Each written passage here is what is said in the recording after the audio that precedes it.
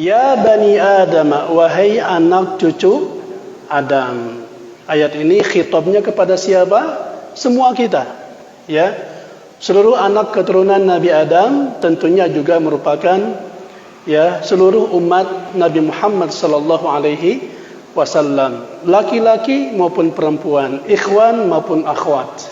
Yang muda yang maupun yang tua. Ya.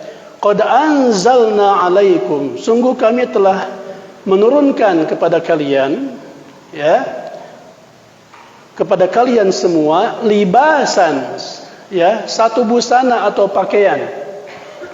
Libas itu ya pakaian ya. Libas jamannya albisatun. Yuwari sawatikum, di mana pakaian itu yuwari bisa menutupi. Nanti di antara makna yuwari adalah yastur wa yusakkir ya, menutupi sawatikum, aurat-aurat kalian. Makna sawat adalah al-aurat, sesuatu yang aib, wirang jika terbuka hingga terlihat oleh orang lain. Waribasha warisha, pakaian yang bisa menutupi aurat kalian dan dia menjadi perhiasan. Jadi nanti kita akan jelaskan apa makna libas. Dua kata yang sangat berbeda ya, tetapi dua-duanya ini ya primer bagi setiap manusia. Terutama untuk libas itu kebutuhan primer. Ya, afwan untuk waris apa untuk rish ya. Kalimatnya rish. Kalau wawnya kan waw ataf ya, kata sambung. Rish itu sifatnya sekunder, lebih kepada aksesoris atau perhiasan. Walibasut taqwa, dan pakaian ketakwaan, pakaian takwa, dzalika khair, itu adalah lebih baik. Dzalika min ayatillah, demikian itu merupakan di antara tanda-tanda kebesaran Allah. La'allahum yadhakkarun, agar mereka semua mengambil pelajaran ya. Ini makna keseluruhan Bapak Ibu. Wahai anak-anak cucu Adam, sesungguhnya kami telah menyediakan pakaian untuk menutupi auratmu dan untuk perhiasan bagimu tadi. Libas yang berfungsi sebagai satrul aurah juga bisa sebagai rish. Makna rish mungkin Bapak Ibu lebih akrab, lebih familiar dengan istilah zina. Sana zina kade ya. Bukan zina, kalau zina ya beda lagi, ini mah zinatun. Nanti ada di surat Ali Imran ya. Zayyina, tazin itu perhiasan. Tetapi pakaian takwa kata Allah itulah yang lebih baik. Demikianlah sebagian tanda-tanda kekuasaan Allah ya, la'allahum yadhakkarun, mudah-mudahan mereka ingat atau mengambil peringatan, mengambil pelajaran dari apa yang telah Allah perintahkan kepada kita semua. Pada ayat 27-nya Allah mengingatkan kita semua, Bapak Ibu, ya, itu kilas balik, flashback begitu ya, tentang sejarah orang tua kita dahulu. Sebelum mereka kemudian Allah keluarkan dari sorga. Faktor pemicunya apa? Lihat. Ya bani Adam, berikutnya kata Allah, wahai anak cucu Adam, wahai keturunan Nabi Adam, la yaftinannakumus syaitan. Jangan sampai, ini menggunakan nun taukid tsaqilah. Omat pakade gitu ya, mangkade jek sepuh tiamah. Jangan sampai kalian difitnah. Maksudnya difitnah itu apa? Di sini tergelincir, tergoda oleh syaitan. Kama akhraja abawaykum, sebagaimana syaitan yaitu iblis seperti kita ketahui ya. Syaitan akhraja abawaykum telah mengeluarkan kedua orang tua kalian minal jannah, dari surga. Ingat Bapak Ibu kisahnya ya, tanpa saya ulang karena waktu terbatas. Yang pasti orang tua kita dahulu Nabi Adam dan Hawa alaihi wassalam adalah penghuni tetap surga Allah. Manusia pertama dan yang Allah ciptakan, dan dua insan yang pertama kali tinggal di di sorga, betapun sebagai makhluk junior kala itu dibanding malaikat termasuk iblis ya, yang lebih dulu ada di sorga. Nabi Adam satu-satunya manusia yang tinggal di sorga, tetapi Allah angkat derajat Nabi Adam ya ketika berada di sana dengan perintah kepada para malaikat termasuk iblis untuk sujud kepada Adam alaihissalam. Hingga karena pelanggaran Nabi Adam dan istrinya Hawa alaihissalam yang memakan syajaratul khuld ya, akibat tipu daya tadi kan, fitnah, akibat rekayasa dan tipu muslihat iblis syaitan, hingga mereka dikeluarkan dari surga Allah Subhanahu wa taala. Nanti sering dengan ayat di surat Al-Baqarah ayat 37, 38, 39 ya. Qul nahbitu minha jami'an fa imma ya'tiyannakum dan seterusnya. Yanzi'u anhuma ya, di mana syaitan telah melepaskan atau menserabut, nazah itu kan mencabut dari keduanya libasahuma, pakaian Adam dan Hawa. Liuriyahuma sawatihima, agar diperlihatkan kepada keduanya aurat-aurat mereka. Innahu yarakum huwa wa qabilu min haitsu la taranahum, sesungguhnya syaitan melihat kalian ya, sebagaimana juga dengan kelompok-kelompoknya, betapapun kalian tidak melihat mereka. Inna ja'alna syayatina awliya'a lilladzina la yu'minun, dan sesungguhnya kami menjadikan syaitan-syaitan sebagai pemimpin, aulia, wali ya, yang dianggap bisa menolong, yang dianggap bisa bersekutu. Bagi siapa? Lilladzina la yu'minun, bagi orang-orang yang tidak beriman. Syaitan adalah wali, syaitan adalah pelindung ya, istilahnya kliennya siapa? Syaitan memiliki klien sebagai lawyers ya. Kliennya siapa? Orang-orang kafir, mereka yang tidak beriman kepada Allah. Bapak Ibu rahimakumullah, dalam konteks ayat ini Imam Ibnu Katsir menjelaskan dalam tafsirnya, ibadihi bima ja'ala lahum minal libasi warrish. Allah Subhanahu wa taala yang maha tinggi dan maha berkah ya, perintahkan kepada seluruh hambanya dengan sesuatu yang telah Allah turunkan kepada mereka, minal libas, berupa pakaian, warrish, dan perhiasan. Maka ini dijelaskan Bapak Ibu, palibas yang maksud dengan libas ya, palibasul madhkuru hahuna listatlil aurat, untuk menutupi aurat. Wahiyas sawat, seperti yang disampaikan dalam ayat tadi ya, yang dimaksud dengan al-aurat adalah as-sawat ya. Nanti kita jelaskan. Intinya sawat itu sesuatu yang tidak boleh nampak, baik dari kalangan laki-laki maupun perempuan. Dua-duanya, aurat laki maupun perempuan sama-sama harus ditutupi. Hanya saja nanti yang membedakan adalah batasan aurat lagi. Warrish, warriyash, ini jamannya riyash. Warrish mufradnya ya sama intinya. Adapun yang dimaksud dengan arrish atau riyash adalah huwa ma yatajammalu bihi zahiran, sesuatu cantik, membuat indah hingga nampak bagi mereka. Makanya saya jadi baru ingat ada tata riyash, betul Bu? Tata riyash berarti tina bahasa Arab punya. Mohon, saya baru ingat sekarang nih Bu. Ya ahli riyash busana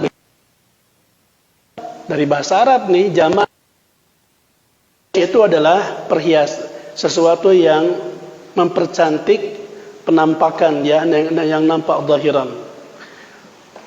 Fal awwalu min ad-daruriyat, yang pertama yaitu apa? Libas. Bapak Ibu rahimakumullah, yang pertama tadi pakaian ini yang kita kenakan, yang dimaksud oleh Allah dalam Al-Arab 26 adalah minad daruriyat ya, sesuatu yang sifatnya Apa daruriyat itu? Tadilah bahasa kitanya free. Sesuatu yang pasti dibutuhkan oleh setiap kita, ya. Sesuatu yang paling esensial ataupun emergensi. Waziyadat. Adapun rish tadi atau riyash jamaknya itu adalah sesuatu yang sifatnya sekunder. Takammulat itu sebagai atau dalam bahasa kita adalah aksesoris. Nah, sedikit saya ingin sampaikan di sini dulu Bapak Ibu. Tadi kan ada kata-kata sawat dalam Al-Quran, maknanya adalah al-aurat. Aurat adalah sesuatu yang secara asal kata, secara terminologi lughatan, aurat adalah sesuatu yang terbuka.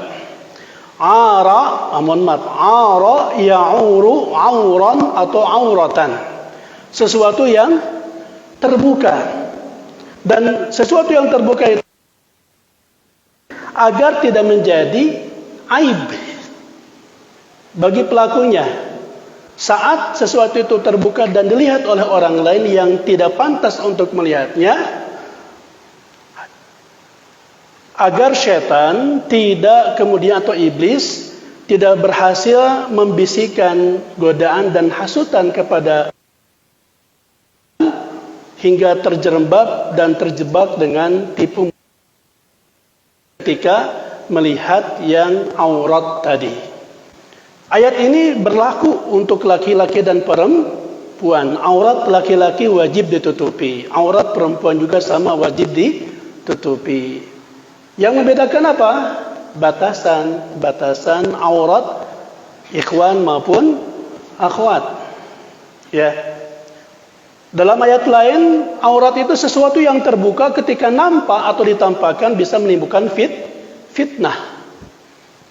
Nah, kalau laki-laki misalkan kelihatan lengan tangan seperti ini, Bapak Ibu, ya, enggak ada gitu, menimbulkan syahwat seseorang perempuan jadi naik ataupun libidonya seperti itu, tidak. Tapi beda dengan aurat perempuan. Perempuan itu mohon maaf, ya, wanita, ibu-ibu, ummahat yang Allah muliakan. Allah menciptakan perempuan itu dengan hukum tertentu, dengan keadaan tertentu, juga dengan keindahan tertentu. Berbeda dengan laki-laki. Kalau laki-laki tadi kelihatan lengan tangan atau kelihatan betis begitu ya, secara fitrah itu tidak menimbulkan fitnah. Tapi kalau perempuan, ya, kelihatan lengan tangan, apalagi leher misalnya ya, apalagi lutut ke bawah komo kaluhur, ya, itu lain efeknya. Dan memang Allah menciptakan perempuan dengan keistimewaan seperti itu. Makanya di surat lain, di surat Al-Imran itu disebutkan kan, zayyina lin-nasi hubbush syahawati minan nisa wal banina wal qanatiril muqantarati minadh dhahabi wal fiddah wal khairil musawwamah dan seterusnya. Di ayat itu kan disebutkan bahwa yang paling pertama yang Allah jadikan bagi mereka zina, perhiasan itu kan sesuatu yang menarik. Siapapun yang melihat perhiasan itu pasti tergoda. Yang pertama kali disebutkan ayat itu adalah siapa? Perempuan. Sebelum emas tadi, perak, intan, berlian, permata dan sebagainya. Bisa dipahami Bu? Zuyyina lin-nasi hubbus syahawati minan nisa. Menariknya kalau lihat tafsir ayat itu secara khusus, di mana pertama jelas tidak disebutkan laki-laki. Di ayat dalilnya misalkan zuyyina lin-nasi hubbus syahawati minan nisa warijal. Enggak ada Bu. Ayatnya adalah minan nisa. Itu yang perlu perhatikan. Yang kedua, posisi perempuan pada ayat itu seolah disejajarkan. Satu level daya tariknya, daya magnetisnya dengan perhiasan tadi. Betul Bu? Minadh dhahab wal fiddah wal khairil musawwamah wal an'am wal harth. Tadi wal qanatiril muqantara. Itu kan artinya apa? Emas, perak, intan, berlian, apapun yang menjadi aksesoris perhiasan. Laki kan tertarik kalau dengan emas, intan, berlian, sebagaimana akan yang tertentu kepada perempuan. Jadi ibu jangan ya, kok batasan aurat laki-laki berbeda dengan batasan aurat perempuan. Justru ini aturan dan ketentuan hukum dari Allah sebagai pencipta para wanita untuk menjaga kehormatan dan mempertahankan derajat yang tinggi dari kalangan. Nanti kita lanjut, Bu. Ini saya menjelaskan perbedaan antara puan. Kalau ada waktu nanti kita lebih diskusi deh, ya, batasan aurat laki-laki dan perempuan. Nah, begitupun nanti statement para ulama mufassir, saya tidak akan bacakan semuanya, Bapak Ibu, ya. Apa yang disampaikan oleh Ibnu Katsir sebagai ulama salafus salih dengan ulama khalaf. Yang saya tampilkan adalah ulama kekinian. Syekh Dr. Salih Abdullah bin Humaid masih ada, ini masih hidup, ya. Salah satu imam di Masjidil Haram. Ataupun nanti juga Syekh Dr. Sulaiman Al-Ashqar dalam Zubdatut Tafsir di slide berikutnya.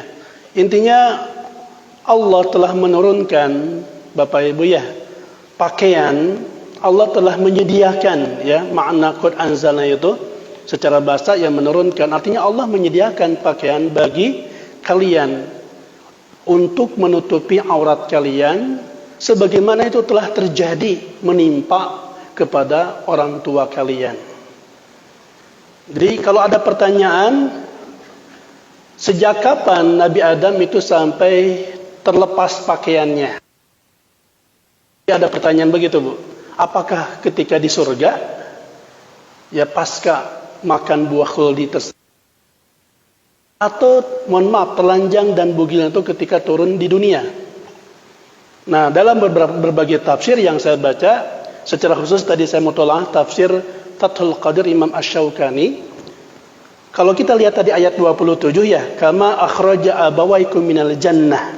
Akhraja menggunakan fi'il madhi yang lampau, past tense, dan di depannya ada kata-kata al-jannah, surga. Jadi sebetulnya terbukanya pakaian Adam dan Hawa itu sejak dari surga, ya, pasca makan buah khuldi. Namun secara otomatis ketika terbuka pakaiannya, Allah usir mereka berdua ke dunia, diturunkan ke bumi. Dari mana mereka mendapatkan bahan-bahan pakaian? Bahkan sini disebutkan ada bulu-bulu burung, ya. Nanti menurut Imam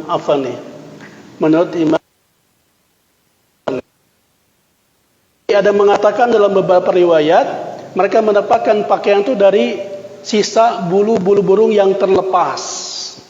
Ada mengatakan riwayat yang lain dari dedaunan, ya, yang lepas dari ranting pohon-pohonnya. Kebayang, Bu? Dan itu tidak ada, itu bukan di surga. Pakaian-pakaian itu mereka dapatkan di bumi. Maka dari ayat ini, Bapak Ibu rahimakumullah, banyak para ulama yang menegaskan bahwa surga yang Adam dulu tinggal di dalamnya, maupun nanti surga yang akan kita pulang ke sana, itu sama pada dasarnya adalah surga yang tidak akan mungkin menerima penghuninya yang tidak menggunakan libasut taqwa. Nanti kita bahas apa itu libasut taqwa. Ya, dalam konteks kekinian adalah pakaian penutup laki maupun perempuan disebut dengan hijab atau jilbab atau khimar dalam surat An-Nisa dan An-Nur, juga di surat Al-Ahzab ayat 59. Nanti di depan kita tampilkan. Begitu, ya.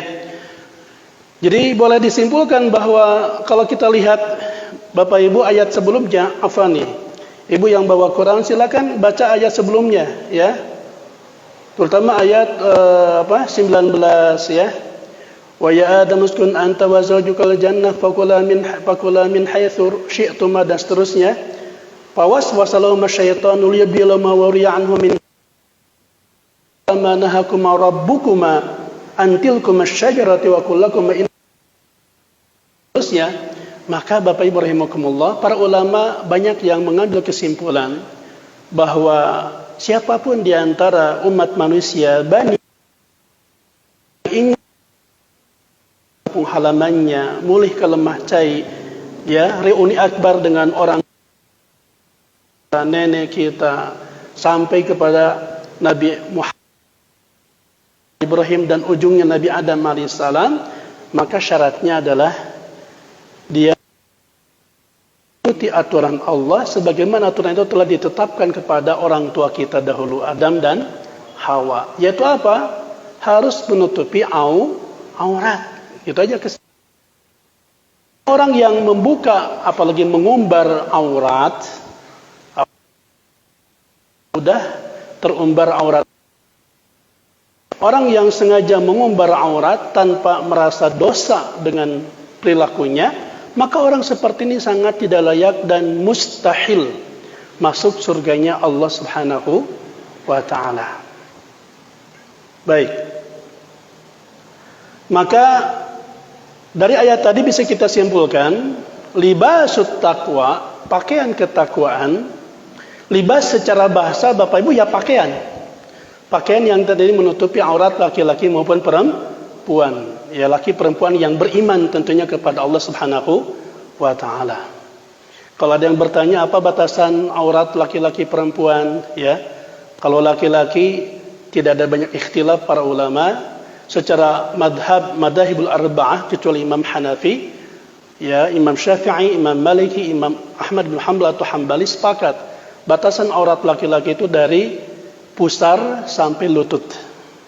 Pusar itu apa? Buzal, ya, apa Bu? Kang Iman, buzal sampai lutut. Itu 3 madhab sama. Yang saya baca kecuali madhab Hanafi, itu bahkan kalau menurut beliau batasan aurat laki-laki itu adalah dari pusar, sama sih batasan atasnya, tapi tidak sampai lutut, sampai di bawah, mohon maaf, kemaluan atau selangkangan. Itu menurut madhab Hanafi. Tapi kan kita madhab Syafi'i, Bu, ya. Jumhur madhab sepakat laki-laki itu dari lutut. Perempuan silakan lihat 31, ya. Kalau ayat 30-nya buat laki. Nah, surat An-Nur ayat 31 jelas, wa qul lil mu'minati yaghdunna min absarihinna wa yahfadna furujahunna wa la yubdina zinatahunna minha. Jelas, ya. Janganlah para perempuan-perempuan yang beriman tadi mukminat yubdina zinatahunna, perhiasan dari tubuh mereka, artinya tadi aurat dalam konteks ayat ini adalah illa ma dhahara minna, kecuali sesuatu yang umumnya bisa nampak. Para ulama fuqaha, apa yang maksud dengan ma dhahara minha bagi perempuan adalah wajah dan telapak tangan. Ini sesuatu yang tidak bisa secara umum bisa ditampakkan laki-laki untuk perempuan, wajah dan telapak tangan. Tentang wajah, Bapak Ibu, seluruh madhab pada umumnya menyepakati wajah perempuan itu secara umumnya itu tidak termasuk aurat, ya, karena termasuk dalam konteks ayat ma dhahara minha, sesuatu yang bisa nampak. Namun ada bahasan secara khusus, ini yang saya dapatkan dari Zuhaili dalam Al-Fiqh Islam wa Adillatuf, kecuali dalam kondisi-kondisi tertentu, ya, perempuan yang dengan kelebihan tertentu, milieu kondisi sosial tertentu, dia mungkin bisa dianjurkan bahkan diwajibkan untuk menutupi wajah, ya, untuk menutupi wajah. Apa kondisi tertentu? Diaranya adalah tentang batasan kecantikan, ya, ini dibahas oleh para ulama, al-jamalah, kecantikan. Perempuan untuk kondisi tertentu ketika dia memiliki wajah atau paras yang sangat cantik jelita, yang kalau dilihat oleh Kang Dodoy, Kang Iman termasuk saya sebagai laki-laki pada umumnya itu bisa menggoda, ya. Itu sangat dianjurkan untuk ditutupi, disebut dengan niqab atau cadar, ya. Ada orang yang mengatakan kan kecantikan itu sifatnya bukan nisbiyah, itu relatif. Ada orang berdalilkan kan kecantikan seseorang itu cantik atau tidak itu kan relatif. Iya. Ya bagi saya istri saya paling cantik, nggak ada yang lain, Bu. Betul nggak? Bagi Kang Dodoi Teh Hizma itu paling cantik, paling cantik mau dinikahi, Bu. Tapi kan standar umum belum tentu istri saya cantik menurut laki-laki lain, betul nggak? Ada standar wanita tertentu kata siapapun cantik gitu. Cantik jelita, ya, baik yang punten ya, bapak-bapak di sini mohon maaf 60 tahun ke atas ya, atau 40 tahun atau 40 tahun ke bawah. Kata siapapun wanita itu cantik. Maka ini penegasan Syekh Wahbah Zuhaili, kalau seperti itu, apalagi seorang suami punya istri cantik seperti itu, ya, daripada nanti memancing fitnah hingga syaitan berhasil membisikkan godaan dan fitnah kepada hati laki-laki yang bukan mahram, bisa jadi dia diwajibkan untuk menggunakan niqab atau cadar. Tapi ada juga ya sebagian pendapat ulama di antara sebagian madhab Imam Maliki itu mewajibkan, hukumnya wajib menggunakan niqab atau cadar. Tapi secara umum itu dibolehkan, terlihat.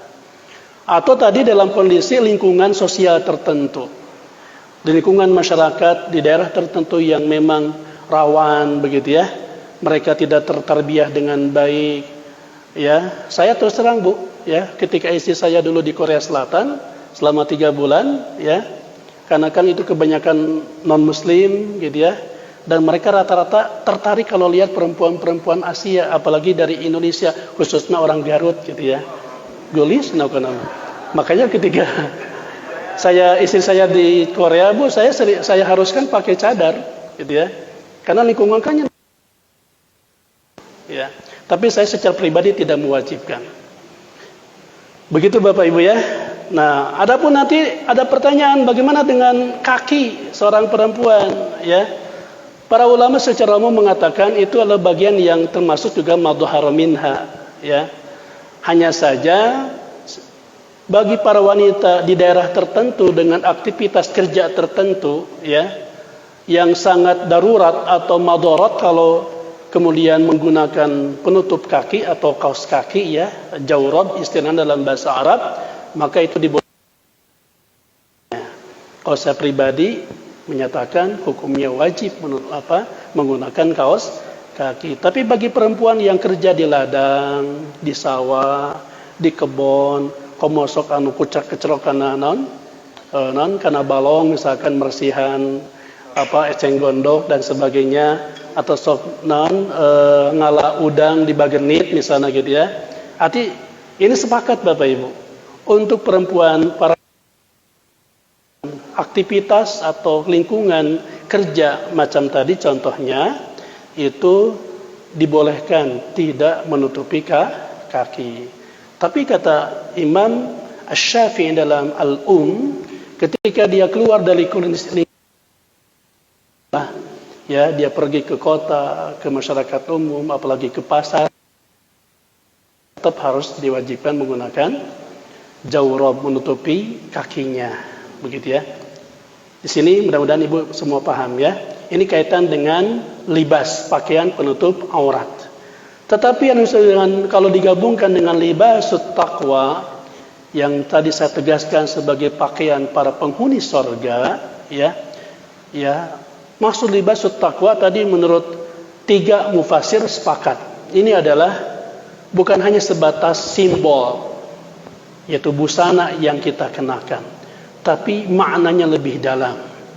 Libasut taqwa adalah pakaian yang berlandaskan keimanan, ya. Pakaian yang betul-betul bisa menghindarkan kita dari fitnah orang-orang yang melihat kita, baik yang terutama yang non mahram, bukan non muhrim, Bapak Ibu ya. Libasut taqwa adalah pakaian. Ada 3 model wanita muslimah yang diancam tidak akan mencium wangi surga. ibu-ibu mohon maaf ya, silahkan kita kaji dan sampaikan kepada putri-putri kita, siapapun perempuan yang ada di keluarga kita. Jangan sampai kita termasuk di antara mereka, ya, di antara mereka yang tidak pantas untuk masuk surga. Abu Hurairah radhiyallahu anhu, beliau berkata bahwa Rasulullah SAW pernah bersabda, "Sinfani min ahlin nar." Kata Rasulullah, "Sinfani min ahlin nar lam arahuma qaumun ma'hum siyatun ka'adnabil baqar yadribuna bihan nas wa nisa'un kasiyatun 'ariyatun mumilatun ma'ilat." Ini hadis yang saya ingat adalah hadis disampaikan Rasulullah sepulang beliau dari Isra dan Mi'raj di hadapan para sahabatnya. Ru'usuhunna ya ka'abniyatil bahtil ma'ilah la yadkhuluna al-jannata wa la yajidanna rihaha wa inna rihaha la yujadu min masirati kadza wa kadza. Kata Rasulullah, ada dua golongan dari penduduk neraka yang belum pernah aku lihat. Lam arahuma fin nar, min ahlin nar. Pertama adalah suatu kaum yang memiliki cambuk seperti ekor sapi untuk memukul manusia. Ada kaum ketika Rasulullah SAW dalam perjalanan Isra dan Mi'raj belum mengatakan, aku tidak melihat, ya, ada dua golongan atau golongan di neraka yang belum pernah aku lihat sebelumnya. Siapa? Sekelompok manusia yang memiliki ekor seperti sapi untuk memukul manusia lainnya. Ini nanti dalam penafsirannya, siapakah mereka yang dimaksud adalah mereka yang ketika di dunia, Bapak Ibu, ya, ibu-ibu, itu seringkali mendolimi, menyakiti sesamanya, ya. Baik menyakiti dengan kata-kata ataupun menyakiti dengan secara fisik dengan penuh kekerasan. Yang kedua, para wanita yang berpakaian tapi telanjang. Nah ini, nisaun kasiyat, berbusana. Gimana ya? Berbusana tetapi telanjang. Ariyatun mumilatun ma'ilatun. Perempuan yang berpakaian tapi telanjang, ariyat, mumilatun, istilahnya silakan dicatat Bapak Ibu ya, berlenggak-lenggok.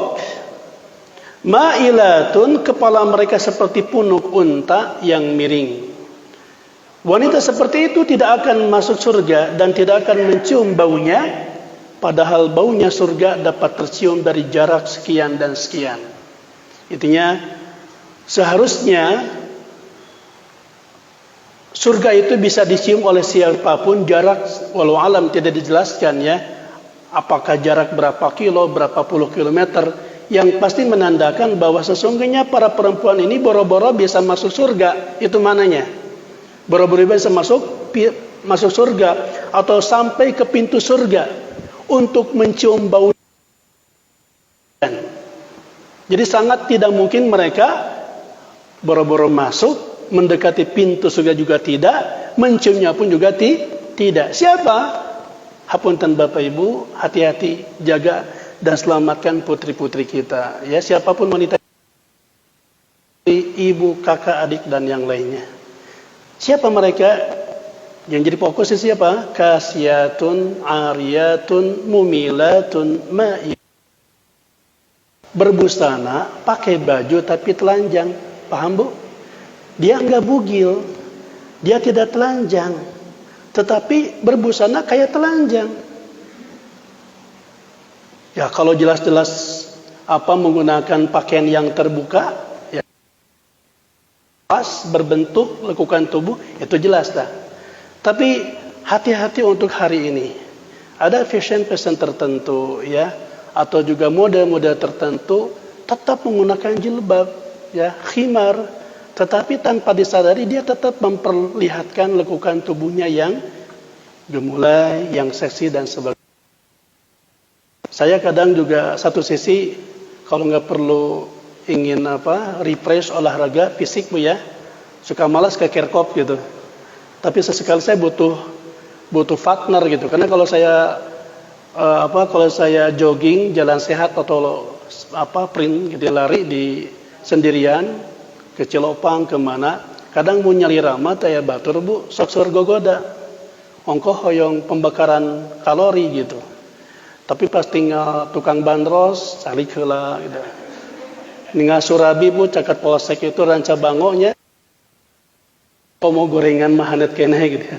Tapi lamun punya teman, punya rival, saya kalau di Kerkop ada aja teman gitu ya.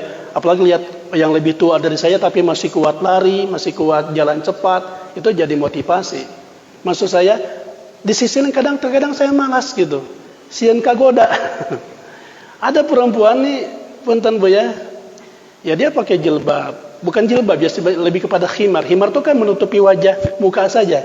Itu bedanya khimar dengan jilbab.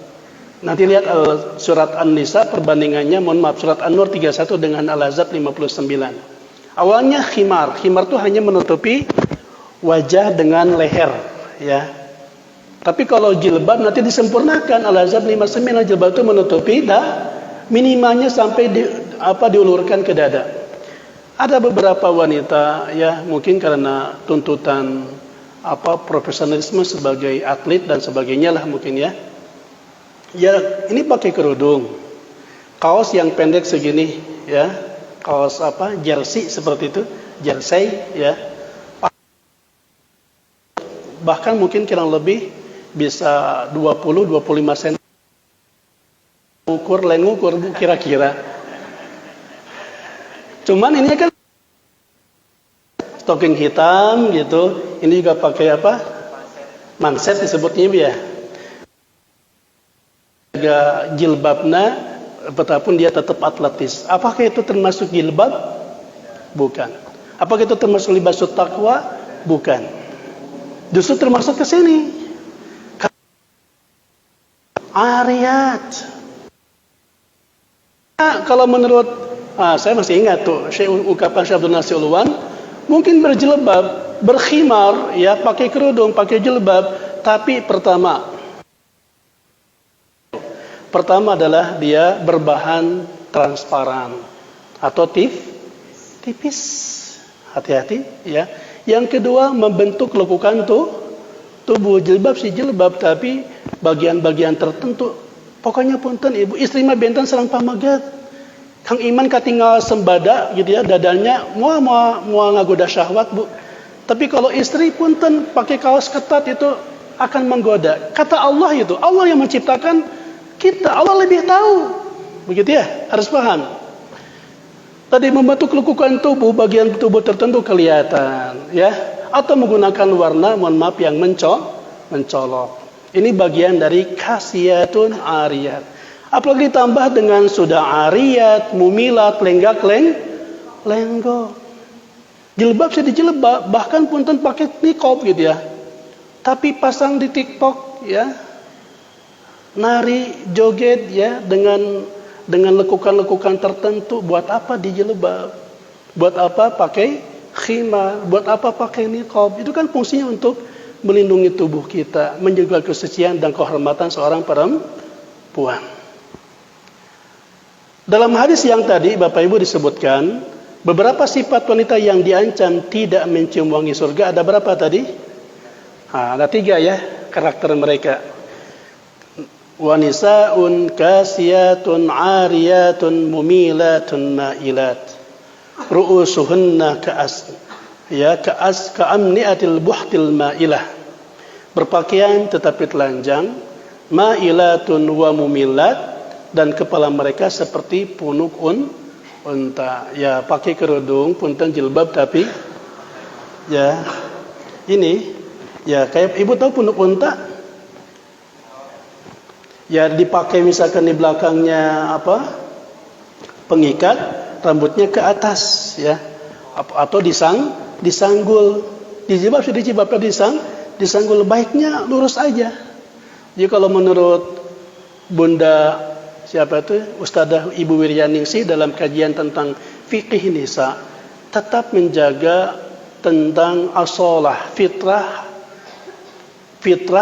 yang hakiki dari seorang puan. Ketika rambut ya dirumbaikan ya Bu ya. Khawatir kalau nanti misalkan ada yang keluar diikat, tapi jangan sampai ikatannya malah naik ke atas ibarat punuk unta. Karena bisa jadi menjadi daya tarik bagi laki-laki.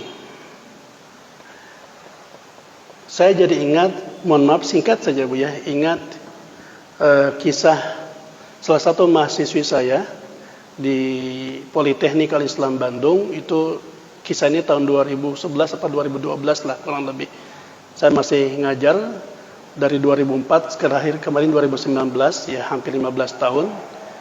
Saya pernah didatangi seorang ibu yang datang ke kampus dari pihak lembaga minta bantuan saya untuk mendampingi.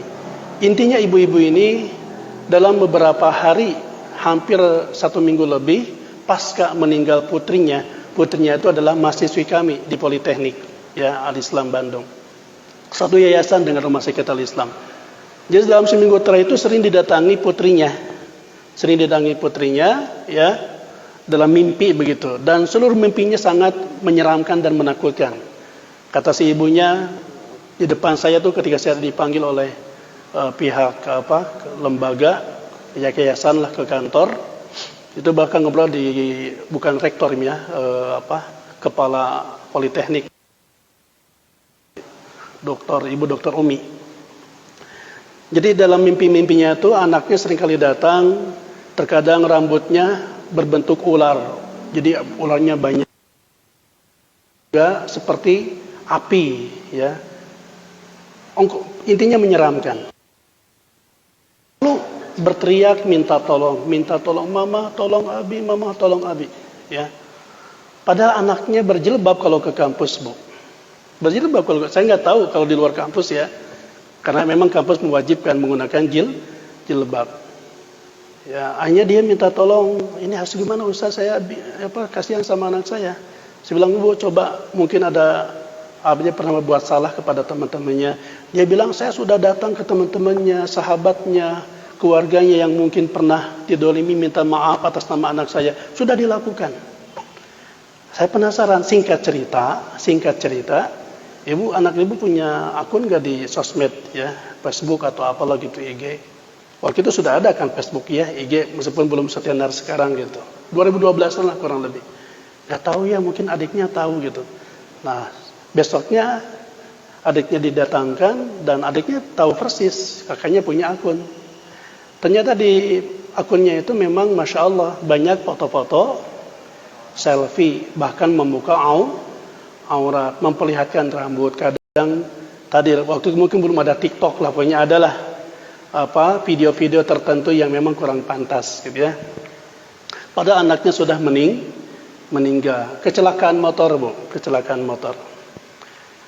Masya Allah, saya bilang ini mungkin penyebabnya ya. Ini orangnya sudah meninggal tapi dia kan masih dilihat oleh orang lain, para followersnya, para pengikutnya, betul enggak? Dan selama itu dilihat, dan kebetulan parasnya cantik, ya siapa laki-laki yang tidak tergoda gitu. Ibu mohon maaf, apakah kita tidak kasihan kepada putra-putri kita, terutama putri kita? Kalaupun nanti besok atau lusa sudah meninggal, seperti kasus artis yang sedang viral ini beberapa hari ini ya, dengan suaminya begitu. Ataupun di beberapa tayangan saya juga akan kurang pantas lah gitu ya, untuk dimunculkan lagi, udahlah yang berlalu mah sudah gitu ya. Nah, ketika itu kemudian ditangani dan kepada adiknya yang tahu mungkin passwordnya begitu untuk dihapus, bahkan diblok begitu ya, dihapusin foto-fotonya. Betul, setelah itu anaknya tidak datang lagi gitu ya, dalam mimpi-mimpi sang ibu. Makanya saya katakan di mana-mana kepada mahasiswi saya Bu, di 3 kampus, di 4 kampus ya, hati-hati kalian bermain sosmed begitu ya Bu ya. Saya sering ibaratkan kepada mereka, apa bedanya sih kalau kalian lagi diangkot biasanya Bu ya, lagi diangkot, ada laki-laki 3 atau 4 orang, liatin dari wajah kamu, apalagi kalau cantik ya, wajah, hidung, mulut, ya bibir, telinga, sampai ke bawah, dilihatin, dipelototin. Kira-kira nyaman nggak? Ibu kalau punya putri digituin nyaman nggak Bu? Ibu sama putri ibu, gadis, diangkot dilihatin kayak gitu sama laki-laki. Ya bukan nyaman kan? Atau ibu merasa bangga, ih, alhamdulillah budak kegeningan gelisnya, leban resepun gitu. Wah, naudzubillah. Pasti kita risih, betul nggak? Bahkan bisa jadi pelecehan seksual secara visual atau secara verbal nantinya. Turun dari angkot, masuk ke Jogja atau ke Robinson, Ramayana, gitu juga ketemu laki-laki kayak gitu, dilihatin terus. Saya tanya kepada mahasiswi, kalian senang nggak digituin? Ya enggak lah Pak Ustadz, risih lah, risih. Apa bedanya kalian menampakkan wajah cantik kalian, apalagi dipoles dan diedit dengan kamera 360 atau yang lain, saya nggak tahu lah, aplikasi-aplikasi yang jahat gitu ya, foto-foto jahat begitu, hingga lebih cantik. Saya punya teman Bu, ya, ini aplikasi apa tuh kalau nggak salah? Ya, usianya pada sudah di atas saya, 45 tahun, saya 42, jalan 43 gitu. Tapi dia pakai belangkon, pakai pakaian yang pengantin tuh kayak usia 17 tahunan, Bu. Istilah ini ente hati-hati nih. Maksudnya apa, tebar pesona atau gimana gitu. Bu, apa bedanya kalau putri kita punya akun kayak gitu? Ya. Lalu dilihat oleh ini nih laki-laki ini. Dilihatin, apalagi siapa yang menjamin laki-laki yang melihat tidak tergoda? Siapa yang menjamin laki-laki yang menikmati wajah cantik, apalagi body seksi ya, tubuh putri kita mereka tidak tergoda, tidak terprovokasi oleh iblis hingga syahwatnya terpancing? Siapa yang bisa menjamin, Bu? Apalagi kalau kemudian mereka meninggal, saya tuh kasihan kepada yang sedang dibicarakan sekarang ya gitu. Orangnya sudah tidak ada, gitu ya, tapi wajah paras cantiknya, body seksinya masih bisa dinikmati oleh banyak laki-laki. Naudzubillah min dzalik. Dia sudah tidak ada, tapi ini disebut dengan dosa jariyah, Bu. Ya, naudzubillah min dzalik. Oleh karena itu, ya hati-hati siapapun lah, baik yang berjilbab secara syar'i ya, ataupun yang menggunakan cadar ya, berhentilah ya berselfie yang tidak seharusnya, tidak darurat begitu ya. Termasuk saya kalau ke istri melarang ya selfie di sosmed begitu. Ibu kalau kenal istri saya namanya Yusni Endormah, mengecek ya di Facebook, bahkan Facebook sudah lama nggak aktif, di blog ya, atau juga di IG tidak ada wajah istri saya gitu ya. Karena saya memang komitmen itu adalah sesuatu yang khawatir nanti menimbulkan fitnah. Terakhir Ibu, Bapak, ya, karena ini waktu sudah hampir 5:30, pesan saya kepada Ibu, ya, Bapak yang punya gadis, ya, putri kita, atau mungkin punya adik, kakak perempuan yang, mohon maaf, belum berjilbab, ya, sampaikan kepada mereka, cintai diri kamu sendiri, selamatkan diri kamu. Selamatkan dirinya dengan melaksanakan perintah-perintah Allah, maka akan menyelamatkan ayahnya, akan menyelamatkan suaminya, akan menyelamatkan kakaknya ya. Nanti ada pertanyaan kan, wala taziru waziratu wizra ukhra, seseorang tidak bisa menanggung dosa orang lain, ya betul. An-Najm itu ayat 36 sampai 38 ya. Yang dimaksud bukan masalah, betul, suami tidak akan menanggung dosa istrinya, ayah tidak akan menanggung dosa putrinya. Yang jadi dosa itu adalah ketika suami atau ayah membiarkan anaknya, membiarkan istrinya mengumbar aurat, tidak menggunakan hijab yang diperintahkan oleh Allah Subhanahu wa ta'ala. Di sanalah letak penumpukan dosanya. Saya pernah bahas tentang adanya situasi tarik-menarik antara istri dengan suami ya, atau ayah dengan anaknya, ibu dengan anaknya, tarik-menarik ke surga atau bahkan tarik-menarik ke neraka. Jadi selamatkan diri kita dan keluarga kita, terutama ya para putri-putri kita, agar mereka menjadi aset berharga kita yang bisa mengangkat derajat kita bukan hanya di dunia tapi di akhirat kelak, hingga kita bersama-sama mereka kembali kumpul bareng di surganya Allah Subhanahu wa ta'ala. Para ulama tidak ada yang berselisih, Bu. Syarat mutlak terutama bagi laki maupun perempuan sama ya. Syarat masuk surga adalah harus menutup aurat. dengan berbagai ketentuan-ketentuannya yang tadi sekilas sudah saya sampaikan. Walau alam bisawab, semoga bermanfaat. Kurang lebihnya mohon maaf. Wal haqqu min rabbik fala takunanna minal mumtarin. Assalamualaikum warahmatullahi wabarakatuh.